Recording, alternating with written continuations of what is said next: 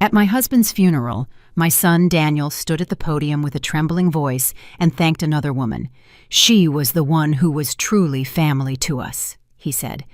At that moment, all eyes in the room turned to the woman in the front row, the one in the fitted dress and perfect makeup, with delicate tears resting in her eyes. And me, the real wife, the mother. I sat off to the side, unnoticed, invisible.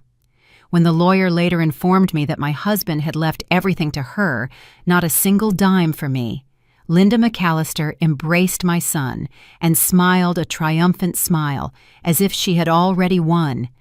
But then I pulled out the second will, and just like that, there was no one in the room smiling anymore. I never imagined my life would begin anew at a funeral.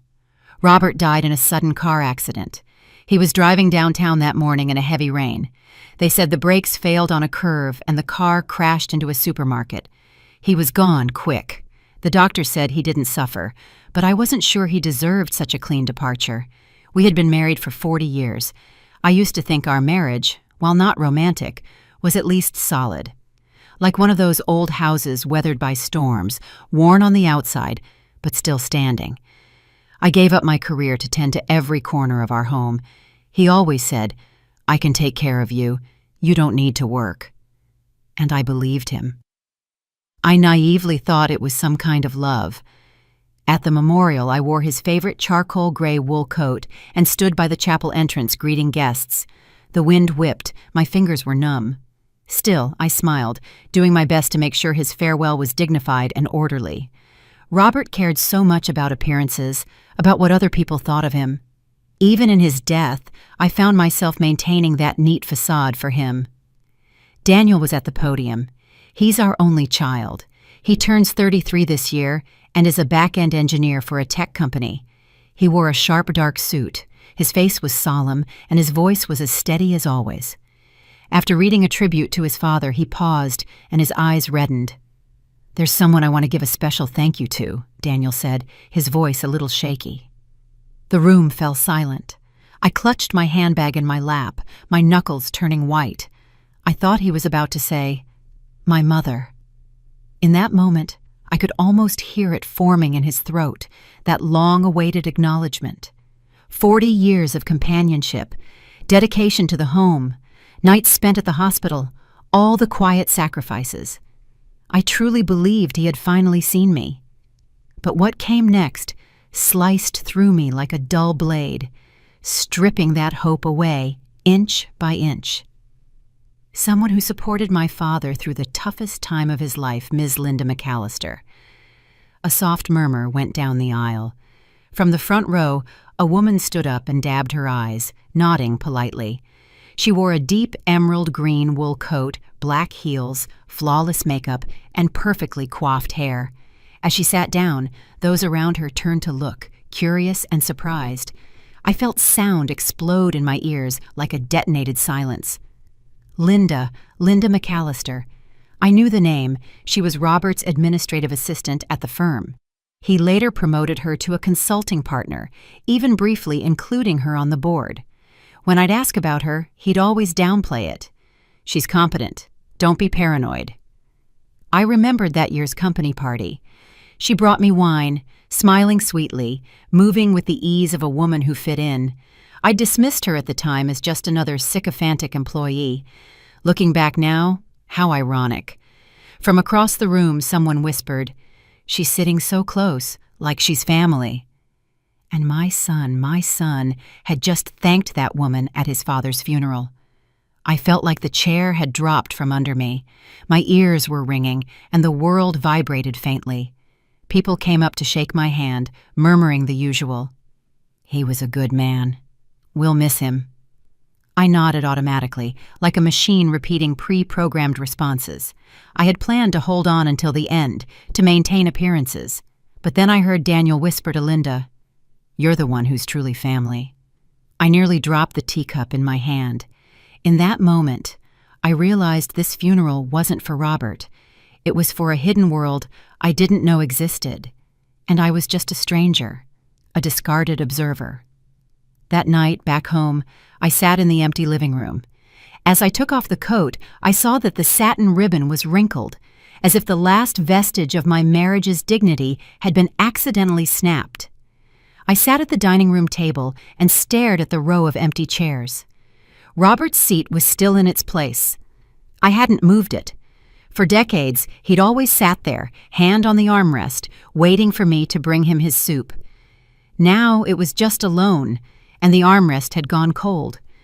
There were still bottles of his favorite beer in the fridge. I never liked the brand, it was too bitter, but he'd buy a six-pack every week, just for him. Turns out, habit is the cruelest prison. I didn't sleep that night. I pulled out some old photo albums. In the photos, we were still young. There was light in his eyes. I smiled easily back then. I even found an old employee ID from when I was a financial consultant at his firm. Short hair, self-assured, always seated second from the right at every board meeting. Then he told me, "You should quit. I'll take care of everything." And I, foolishly, listened. I closed the album and poured myself a glass of water. The kitchen clock ticked. I realized all the pride, all the patience I had once poured into keeping our marriage intact had been buried the moment he died. What I didn't know, however, was that beneath all this was a deeper betrayal. The next morning, every word I heard in the lawyer's office felt like a line from a life script I was never invited to read. The air smelled faintly of ink and old wood cabinets. A faded print of the Constitution hung crooked on the wall, and sunlight filtered through the blinds, slicing the floor into narrow strips of light. It was the law firm Robert had designated before his death. The lead lawyer was a man in his 50s with a slow, heavy voice. Every syllable was drawn out as if to underscore something unsaid. "Pursuant to the will signed by Mr. Robert De Smith 3 years ago," he began with mechanical calm, "the majority of his assets, including the main residence in Summerball, the vacation property in Nantucket, and the remaining balance of his personal accounts, shall be inherited by Ms. Linda McAllister." I wasn't just stunned. I felt like I'd been pushed off the main stage of my own life, left standing behind the curtain in a dead spotlight, unsure if I had ever truly played the part I thought was mine. I turned to look at Daniel. He sat ramrod straight, his gaze fixed forward, as if he were listening to a quarterly financial report. His fingers were perfectly interlocked. Not a hint of surprise, not a shift in his expression, as if he had known all along. When the reading was over, I stood up and walked over to him. "You knew," I said in a low, trembling voice. "Didn't you?" He looked at me with a strangely serene tone. "Dad had his reasons." "His reasons," I whispered, the words choked in my throat. What did 40 years of marriage mean to him? Daniel was silent for a moment, then said, "He worked hard his whole life. Linda was there for him. She understood him." He lowered his voice almost apologetically. "You didn't." In that moment, I saw it clearly. Not only had I lost my husband, I was losing my son. He wasn't defending his father's memory. He was redrawing the family tree and erasing me from the map. When I got home, I stood in the driveway for what felt like an eternity, the weight of my handbag numbing my arm. I went into the bedroom and opened Robert's closet. His shirts, ties, and wool vests were still perfectly arranged with that familiar scent of refined decorum. But what lies were woven into those fibers? When did he decide I was no longer family? Was it the year I forgot to buy his favorite wine for our anniversary? Or before that, when I quit my job as his financial consultant and just became a housewife? I started searching through the drawers for proof I wasn't crazy. Old ledgers, photos, receipts, old business cards. In the kitchen drawer, I found a folder of letters Robert had kept. One was from the Nantucket Property Management Company. The date was 6 years ago. The recipient, Linda. My hands were shaking. I had been to that house by the sea countless times, not realizing I was just a guest. That afternoon, I walked across the street to visit Giselle, our longtime neighbor. She was a widow in her late 70s, with a sharp memory and a garden brimming with roses.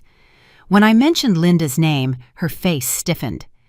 "Linda, wasn't she the one Robert would take to those symphonies?" she asked, raising an eyebrow.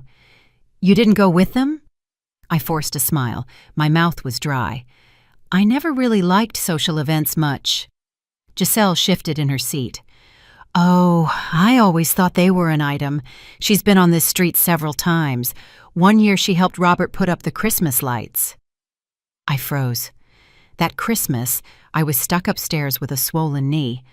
Robert had told me a neighborhood boy had helped him. "Do you remember when they started getting close?" I asked. Giselle stirred her tea, thinking, "At least 10, maybe 15 years ago. I remember seeing her around here when you were away taking care of your sister. I thought she was some cousin or something." 15 years. I sat in Giselle's sunroom feeling like a stranger who had walked into the wrong house.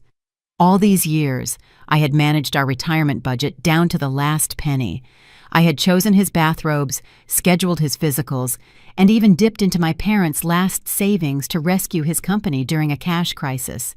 And he had been building golden bricks for another woman's future out of my sight, out of my reach. Returning home, I finally found an old cardboard box in the basement filled with photos. There was Robert standing next to Linda at a company event. His hand rested gently on her arm, smiling a radiant smile like never before. He looked relaxed, younger, happier than he ever looked beside me. And in one photo, there was Daniel, barely 18 or 19, standing with them. His smile was nervous but not reluctant. One corner of the photo was marked out. I rubbed it gently with an eraser and uncovered a line written in pen. "Our little family will be official one day." I could almost hear something break in my chest. It wasn't a heart, it wasn't glass, it was something deeper, something called trust, and it would never be whole again. That night, I lit a single candle in the kitchen, and, for the first time in this house without Robert, I put on music, a slow, soft, unhurried jazz record. I started to wonder. Maybe I'd lived my whole life to his rhythm and never danced to my own. But not anymore. From now on, the music, the beat, the dance steps, it's all mine to choose. I thought the worst was over. The will, the truth about the properties. Linda, taking her place at the center of it all, brazenly labeled as family.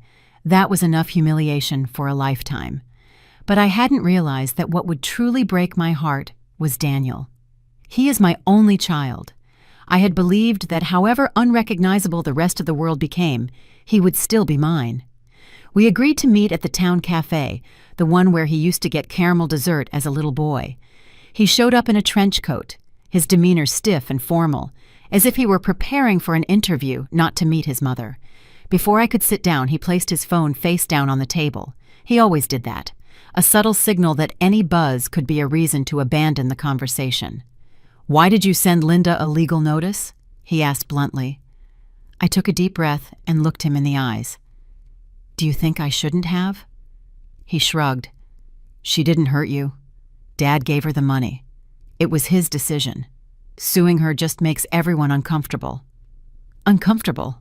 I said, my voice cracking with disbelief. "Daniel, your father deceived me for decades. I gave up my career for this family, my friends for you. I even sold my mother's emerald ring just to pay your college tuition. Do you know what that ring meant to me?" Daniel frowned, exhaling with visible irritation. "You always bring it up, like I owe you something." That hit me like a dull blow to the chest. It wasn't anger, not even an argument, just distance, a cold and definitive distance. "Dad told me," Daniel said after a pause, his voice dropping, "that the happiest years of his life were with Linda. She understood him. She respected him. She didn't always question and criticize him like you did." "I questioned him because he stopped respecting me," I said, gritting my teeth. "I criticized him because he was wrong." Daniel shook his head as if he were listening to a meaningless sermon. "You're too traditional, Mom. You've always believed that making sacrifices is a virtue, but Dad didn't need that kind of love." That's when I understood. It wasn't a sudden revelation for him. He had been thinking this way for a long time. He just hadn't said it until now. I looked at him for a moment. All I could see was the boy he used to be. The boy who breathed raggedly during asthma attacks while I sat by his bed all night. the teenager who was bullied in school, whose dignity I defended as if it were my own, the 17-year-old whose heart was broken for the first time, and who curled up next to me on the backyard bench in silence until the stars came out. Did he remember any of that? I reached into my purse and pulled out an old, faded photograph. "That summer when you were 2, we went to the beach," I said, sliding the photo across the table. "Your father backed out at the last minute for work, so it was just the 2 of us." In the photo, he's wearing bright red swim trunks and standing on wet sand with a trail of tiny, wobbly footprints behind him. "You were terrified of the waves. You'd hold onto my neck and just scream, 'Mommy, Mommy!' You didn't know much about the world back then, but you knew where safety was." Daniel looked down and said nothing. "I know you idolize your father," I continued. "He was always elegantly turned out, never raised his voice, always said the right thing. But did you ever think that maybe I set the foundation for that elegant man to exist?" He looked up. There were no tears, no remorse, just a flicker of hesitation. "Dad did what made him happy," Linda said. "She made him feel needed. You were just too strong." Too strong. That was what I was. I thought about those nights spent balancing overdue accounts, the afternoons I cooked with a fever, the years I held back tears at Robert's cold silences and kept smiling anyway. That's what he meant by too strong. I put the photo back in my wallet and stood up. My voice sounded calm, but it had a deep firmness. "You're right. I was too strong, and starting today, I'll save that strength for myself." Whatever he said after that, I didn't hear it. I walked out the cafe door into the parking lot. It had started to rain. The drops hit the windshield with a slow, relentless rhythm, an orchestra made entirely of silence. I slid into the driver's seat and wrapped my hands around the steering wheel, pausing for a long moment. I didn't cry. I didn't fall apart. I just sat there, realizing that what I had lost wasn't just a husband. I had lost my marriage, my family, even my son. But in that same breath, I understood something else. I could no longer wait for someone else to tell me who I was. It was time to live for myself. At first, I thought Linda was just a late-life accident in Robert's story, a calculated opportunist, a woman who slipped in through the cracks. But now I see things clearly. She was never an accident. She had planned everything.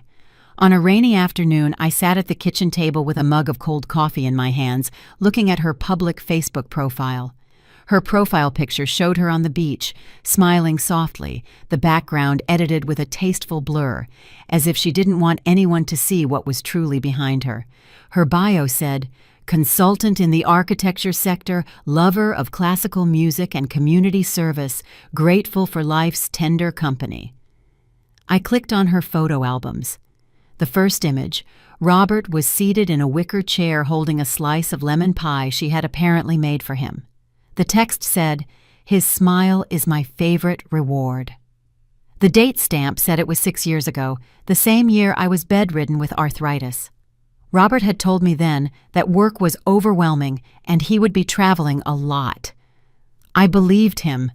I thought he was simply evading the burden of caring for someone, but now I knew.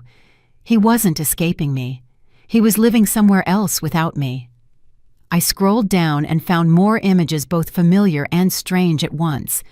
There was Robert standing in Linda's living room in the wool jacket I had given him. There he was, helping her plant flowers and arrange bonsais in her garden. And then a video came up. Robert was toasting her with a Christmas song playing softly in the background. Daniel was there. I froze. My hand hovered over the touchpad. Daniel, who was still in college at the time, had slightly longer hair and a shy, boyish face. Linda had her arm around his shoulder and said, laughing, "Your dad should be proud of you." That's when I understood. Linda was never just Robert's secret. She had been positioning herself for years as part of our family. And I was the woman she planned to displace. I called Ruth. Ruth Lanier had been a close colleague during my years at Robert's firm, one of the few women I had kept in touch with after I left the job.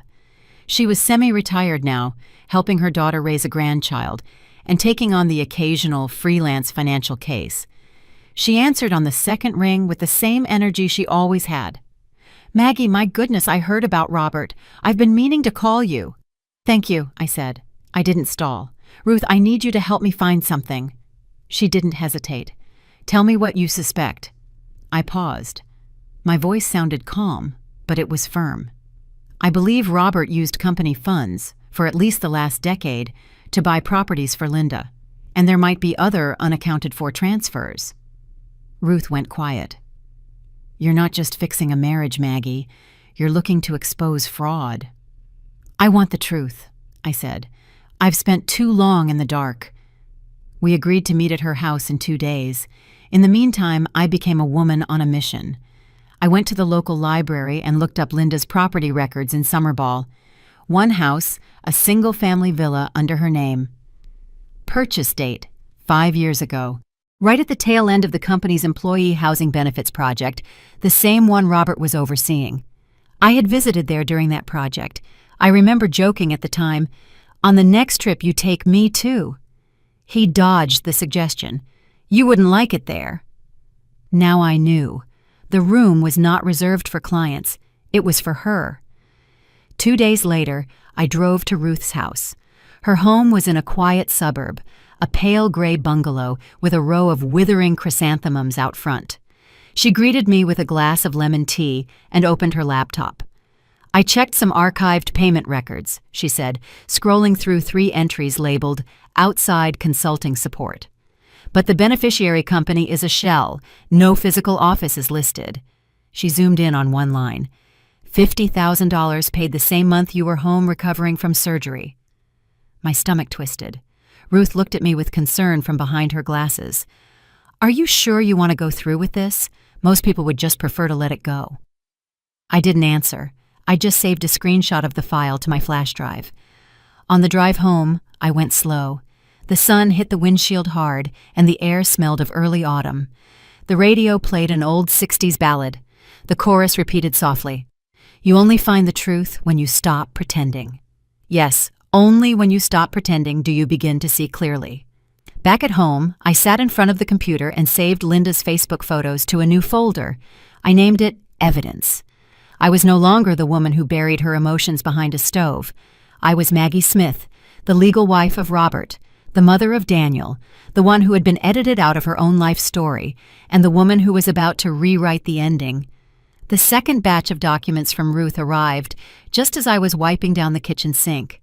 Sunlight filtered through the blinds, casting clean stripes across the countertop. I paused for a second, with a rag in my hand, and thought that was how my marriage had been maintained. Tidy, silent, until the kitchen no longer felt like mine. The email subject was simple.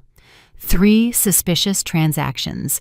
Key, preliminary legal feasibility assessment. I opened it. A few familiar PDF statements filled the screen. Ruth had annotated them. The company name, Quinte Consulting LLC. The account tied to Linda. The transfers, 3 payments totaling over $350,000, carefully staggered over 5 years. Each one timed just outside the company's official audit cycles. She added a note. This sum lacks sufficient justification. Unless invoices for services of equivalent value can be produced, this is potentially a fraudulent gift. There it was. The proof. I felt a knot of resolve form in my chest. I knew what to do. That afternoon, I called a lawyer who specialized in fraud and corporate law. "I have a whole host of questions," I said, my voice steady and clear. "I believe my late husband systematically plundered his company to aid his longtime mistress." The lawyer was a woman named Michelle Robinson. She was in her mid-50s, and her voice on the phone was warm and no nonsense. She listened calmly as I talked.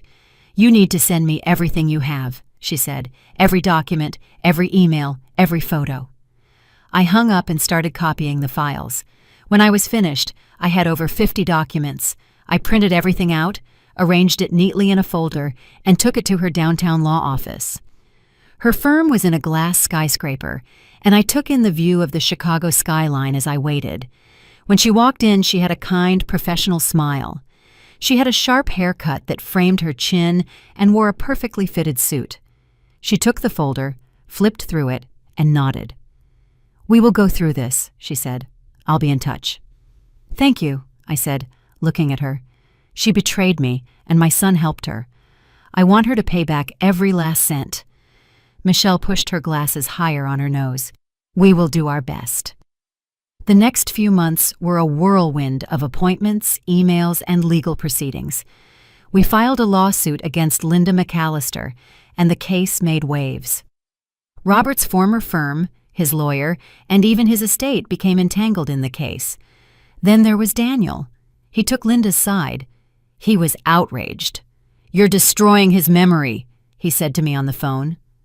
"Daniel, your memory of your father is a fairy tale," I said. "He was a con man who used money to betray me, his wife, and his son's mother. That's the truth." He hung up. I waited for him to call back.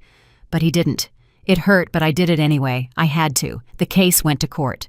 Linda and her lawyer tried to paint it as a misunderstanding. They claimed the funds were legitimate payments for consulting services.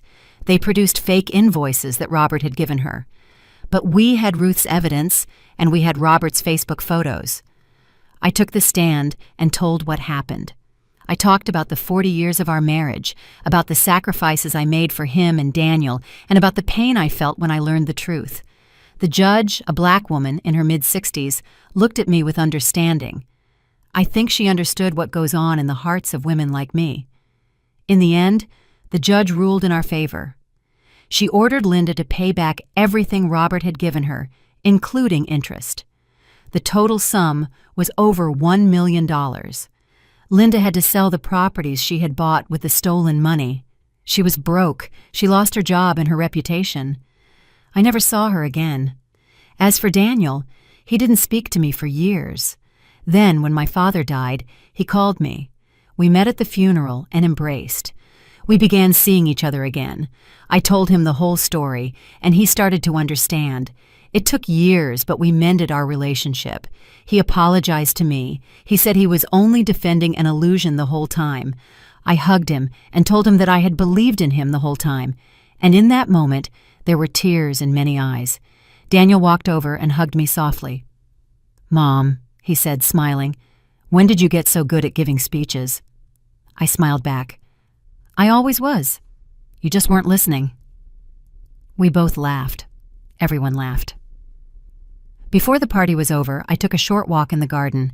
I stopped in front of the crabapple tree I had planted 20 years ago. "Last year this thing almost died," I said. "I almost cut it down, but this spring it bloomed earlier than ever and it's still blooming." The women chuckled. I added, "Even she knew what is still alive should not be given up on." That night, when everyone had left, I folded up the chairs and put them away in the shed. The porch wind chime tinkled softly in the breeze. I turned to watch the sunset. It rested above the old maple tree at the end of the street, as if to say, "Who are you, really?" I took off my heels, walked barefoot into the house, hung up the dress, and went to bed. I knew who I was.